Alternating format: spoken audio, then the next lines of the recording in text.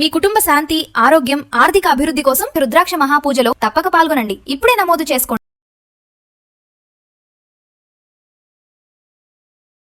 ప్రస్తుతం మనతో పాటు ఉన్నారు మంత్రశాస్త్ర పండితులు బ్రహ్మశ్రీ కొండవీటి దత్తాత్రేయ శర్మ గురువు గారు. వారి ద్వారా విందాం ఒకసారి. గురుగారు నమస్కారం. నమస్కారం.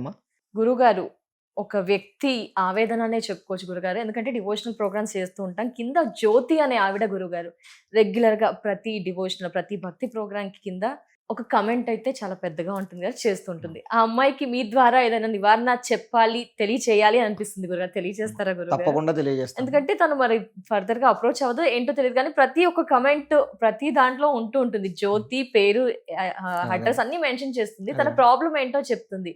గురుగారు చెప్పండి చెప్పండి అని అలా అడుగుతూ ఉంటుంది. మిమ్మల్ని అడగాలనిపించేస్తుంది, అడిగేస్తుంది. జ్యోతి గురుగారు తన పేరు. యాక్చువల్ గా తను ఏమంటుందంటే, నేను రెగ్యులర్ గా పూజ చేస్తాను, దాంపత్య జీవితం బాగాలేదు, ఫైనాన్షియల్ గా సెటిల్మెంట్ లేదు, ఆస్తి రావాల్సి వచ్చింది అది కూడా రావట్లేదు, బాగా గొడవలు అవుతున్నాయి. అండ్ చూసుకుంటే ఇంట్లో కూడా మనశ్శాంతి ప్రశాంతత లేదు, హస్బెండ్ వైఫ్ కి కూడా గొడవలు అవుతున్నాయి. దేవుణ్ణి రోజు ప్రే చేస్తున్నా, దేవుడు నన్ను ఎందుకు కనిపించట్లేదు అని దేవుణ్ణి నెగిటివ్ గా అనడం జరుగుతుంది. At the same time positive గా కూడా ప్రే చేస్తున్నాను. దీనికి ఏంటి గురువు గారు? అమ్మాయికి ఏమైనా సొల్యూషన్, జ్యోతి గారికి ఏమైనా సొల్యూషన్ ఉంటుంది అంటారా?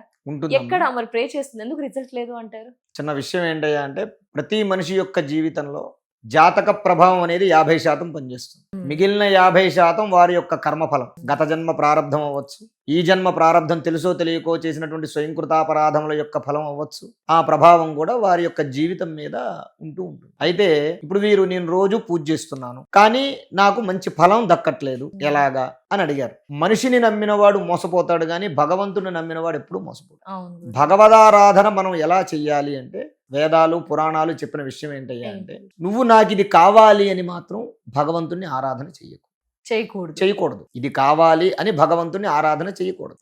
భగవంతుడు ఏ సమయంలో ఏది ఇవ్వాలో అది ఇస్తాడు. భగవదారాధన ఎలాంటిదయ్యా అంటే, మన లౌకిక విషయంలో చెప్పుకోవాలి అంటే, మనం బ్యాంకులో వేసినటువంటి ఫిక్స్డ్ డిపాజిట్ లాంటిది. అంటే పిల్లల భవిష్యత్తు గురించి ఓ 10 ఏళ్ల తర్వాత, లేదా వాళ్ళకి 5 ఏళ్ల తర్వాత వాళ్ళ చదువు కోసమో, వాళ్ళ విద్య కోసమో, ఉద్యోగం కోసమో మనం డబ్బులు దాచుకుంటూ ఫిక్స్డ్ డిపాజిట్లు చేస్తూ ఉంటాం. ఈ భగవదారాధన కూడా అంతే. ఏంటి, భగవంతుడు మీరు ఇంతకాలంగా చేస్తూ ఉన్నారు, దీంట్లో నాకు కొన్ని అనుమానాలు ఉన్నాయి. సకాలంలో పూజ చేస్తున్నారా లేదా? First point. సకాలంలో అంటే అమ్మ, కరెక్ట్గా ఉదయం సూర్యోదయానికి ముందు, సాయంత్రం సూర్యాస్తమయం అయ్యాక పూజ. అంటే ఉదయం 6 లోపు పూజ చేస్తున్నారా లేదా? అసలు భగవంతుని ఆరాధించేటటువంటి సమయం అది, ఇంట్లో దీపారాధన చేసే సమయం. సాయంత్రం సూర్యాస్తమయం అప్పుడు చెయ్యాలి. మనం సకాలంలో చేస్తే మనకు వచ్చే ఫలం సకాలంలో వస్తుంది. నా పనంతా అయ్యాక పిల్లల్ని పంపించి, భర్తను పంపించి, నేను ఎప్పుడో 10ంటికి 11ంటికి నేను 100 సార్లు లలితా సహస్రం పారాయణం చేశాను, 1000 సార్లు విష్ణు సహస్రం పారాయణం చేశాను అని అంటే, నీకు ఎప్పుడైతే కాలాతీతం అవుతుందో నీకు వచ్చే ఫలం కూడా కాలాతీతంగానే వస్తుంది. అంటే నువ్వు టైం దాటిపోయి ఎప్పుడైతే చేస్తావో నీకు వచ్చేటటువంటి అది కూడా ఆలస్యంగానే వస్తుంది, ఫలితం కూడా. కాబట్టి ఎవరైనా కానివ్వండి, ఈ అమ్మాయినే కాదు, జ్యోతి గారే కాదు, ఎవరైనా సరే సూర్యోదయానికి ముందు అంటే 6 గంటల లోపు ఇంట్లో పూజ అయిపోవాలి. సూర్యాస్తమయం అయిన తర్వాత దీపారాధన చేయాలి. అంటే ఉదయం 6ంటికి సాయంత్రం 6ంటికి దీపారాధన చేసి ఎవరైతే భగవదారాధన చేస్తారో ఆ సమయంలో లక్ష్మీదేవి స్థిరంగా తిరుగుతూ ఉంటుంది. సూర్యోదయానికి సూర్యాస్తమయ సమయంలో లక్ష్మీదేవి తిరుగుతూ ఉంటుంది. ఎవరిల్లు శుభ్రంగా ఉండి ఏ ఇంట్లో దీపారాధన వెలుగుతూ ఉంటుందో, ఏ ఇంట్లో ఉన్నటువంటి వ్యక్తులు సూర్యోదయాత్ పూర్వం లేచి స్నాన సంధ్యానుష్ఠానాలన్నీ కూడా పూర్తి చేసుకుని ఉన్నారో వాళ్ళ ఇంట్లోకి లక్ష్మీదేవి అడుగుపెడుతుంది. ఇంట్లో ఆఖరి కొడుకు బిడ్డ అయినా సరే, చంటి పిల్లలు పర్వాలేదు, అంటే కాస్త జ్ఞానం ఉన్నవాడు ఎవడైనా సరే, వాడు మంచం దిగలేదు అనుకోండి 8 అయినా, ఆ ఇంట్లో లక్ష్మీదేవి అడుగుపెట్టదు. ఎప్పుడైతే లక్ష్మీదేవి ఇంట్లో అడుగు పెట్టదో ఆ ఇంట్లో దారిద్ర్యమే ఉంటుంది తప్ప ఆనందము, ఐశ్వర్యము, ఆరోగ్యము ఉండవు. కాబట్టి సకాలంలో భగవంతుని ఆరాధన చేస్తే సకాలంలో ఫలితాలు వస్తాయి. పూజ చేస్తాం టైంకి, ఫైనాన్షియల్ గా సెటిల్మెంట్ ఉంటుంది. బట్ దాంపత్య జీవితంలో ఇష్యూస్. దాంపత్య జీవితం అంటే అమ్మా, దాంపత్య జీవనానికి అర్ధనారీశ్వర స్తోత్రం అని ఉంది. అర్ధనారీశ్వర స్తోత్రం రోజు కూడా ఎవరైనా సరే, ఇది మీరు అడిగిన ప్రశ్న వీరికనే కాదు చాలా మంది అడుగుతూ ఉంటారు, ఇది యూనివర్సల్ సమస్య. అందులో ఇప్పుడున్నటువంటి పరిస్థితుల్లో ఈ ఉద్యోగాలనివ్వండి, వ్యాపారాలనివ్వండి, ఇద్దరికి దాంపతులు ఇద్దరికి కూడా అంత అన్యోన్యత, 100కి 99.9% అన్యోన్యత లేనటువంటి కాపురాలే ఇప్పుడు నడుస్తూ ఉన్నాయి. ఎందుకు అంటే ఒకరినొకరు అర్థం చేసుకోకపోవడం వల్ల కలిగే విషయాలు. దీనికి ఏం చెయ్యాలి అంటే, పటిక బెల్లం తీసుకుని దాన్ని పొడిగా చేసుకోవాలి.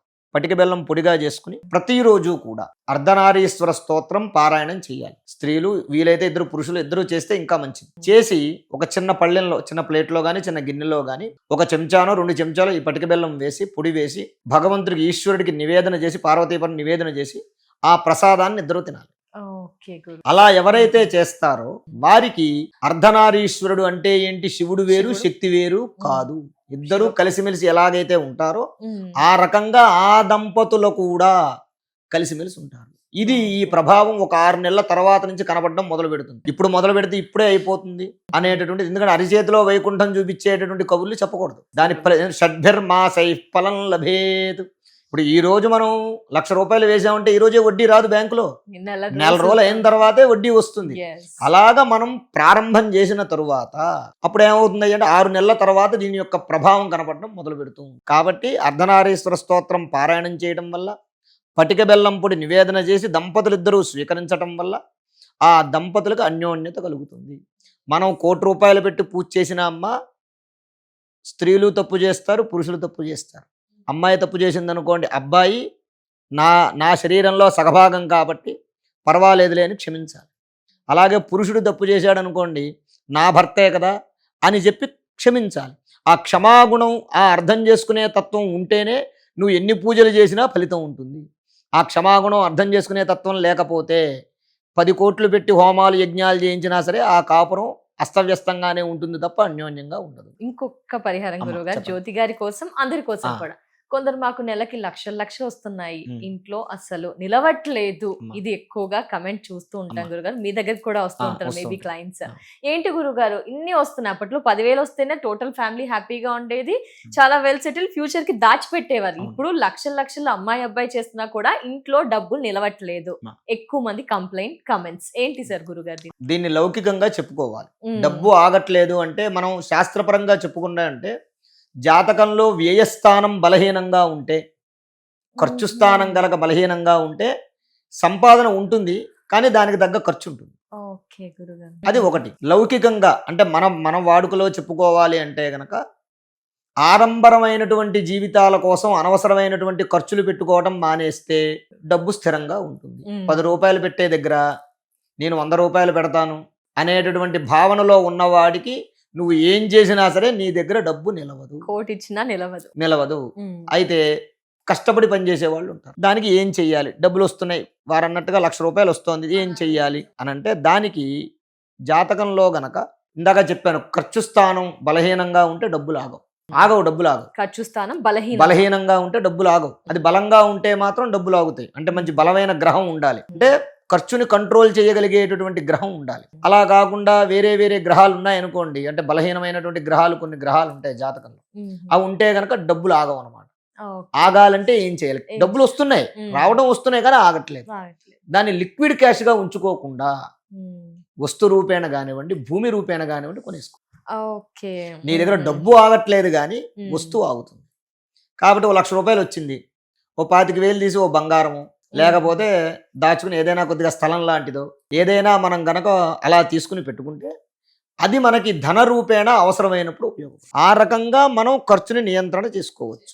అది లౌకిక పరంగా చెప్పేటువంటి విషయం. సిద్ధాంత పరంగా డబ్బు ఆగాలి అంటే నిత్యము కూడా కనకదారా స్తోత్రం పారాయణం చేయాలి. రోజు కనకదారా స్తోత్రం పారాయణం చేయాలి. చేస్తే కనకధార అంటే ఏంటి? డబ్బు అవసరానికి ఎంత కావాలో అంత ధారాపాతంగా వచ్చి స్థిరంగా నీ యొక్క మంచికి నీ చెడుకి ఉపయోగపడేటువంటి విధంగా ఉంటుంది. నిత్యం చేసుకునేది. అంతేకాకుండా మనం ప్రతి నెల పౌర్ణమి రోజున మహాలక్ష్మి హోమం నిర్వహిస్తాం. ప్రతి నెల మహాలక్ష్మి హోమం పౌర్ణమి రోజు నిర్వహిస్తాం. ఈ మహాలక్ష్మి హోమంలో గనక ఎవరైతే పాల్గొంటారో ప్రతి నెల వారికి ఈ లక్ష్మీదేవి యొక్క అనుగ్రహం వల్ల ధనానికి లోటు లేకుండా ₹1 దాచుకునేటటువంటి అవకాశం ఉంటుంది. ఎవరైనా సరే ఈ మహాలక్ష్మి హోమంలో పాల్గొనాలి అని అంటే కనుక స్క్రీన్ మీద స్క్రోల్ అయ్యేటువంటి నెంబర్లకు ఫోన్ చేస్తే దాని వివరాలు వారు చెప్తారు. పేరు గోత్రం నమోదు చేసుకోవచ్చు. ఈ మహాలక్ష్మి హోమాన్ని మనం ఒకవేళ వాళ్ళు ప్రత్యేకంగా చేయించుకోగలిగే శక్తి ఉంటే గనక వారి ఇంటికి కూడా వెళ్ళి మనం చేయిస్తాం. అంటే మనం ఆన్లైన్ ద్వారా మనం చేయటమే కాదు, ఇళ్లల్లో కూడా ఎవరైనా సరే మేము చేసుకుంటామండి అంటే చక్కగా మనం ఇంటికి వెళ్ళి ప్రత్యేకంగా వాళ్ళ ఇంట్లో మహాలక్ష్మీదేవి ఆవాహన చేసి ఆహా. అది ఒక రోజు మొత్తం టైం పడుతుంది. మ్మ్. అది దానికి మహాలక్ష్మి కల్పం అని ఒక పూజ ఉంటుంది. ఓకే. అది చేసుకుంటే సంవత్సరానికి ఒకసారి కనుక అది ఎవరైనా చేసుకుంటే ఆ సంవత్సరం అంతా ఇంకా వాళ్ళకి డబ్బుకి లోటు లేకుండా ఉంటుంది. వాళ్ళు ఏ వ్యాపారం చేయనివ్వండి, నష్టం అనేది లేకుండా ఓ. వాళ్ళ యొక్క జీవితం సాఫీగా సాగిపోతుంది. ధన్యవాదాలు గురువు గారు. ధన్యవాదాలు. చాలా నమస్కారం. సో జ్యోతి గారు, మీ కమెంట్ కి, మీ ఆవేదనకి ఆన్సర్ దొరికిందనే అనుకుంటున్నాను. ఇంకా ఏమైనా జాతకరీత్యా ఎక్కువగా ఇబ్బందులు ఉన్నా, మీలో ఎవరికైనా ఇంకా జాతకరీత్యా ఏమైనా ప్రభావం, మంచి ఫలితాలు కావాలి, ఇబ్బందులు ఉన్నాయంటే కనుక స్క్రీన్ పై ఉన్న నెంబర్కి కాల్ చేసి మిగతా డీటెయిల్స్ ని తెలుసుకోండి. నమస్కారం.